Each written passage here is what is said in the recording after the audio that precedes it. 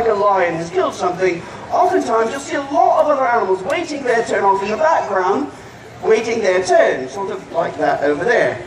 This is one of those animals. This bird travels in really big groups, sometimes 100, 200 or more at a time. So when that food becomes available, it simply does not last long at all.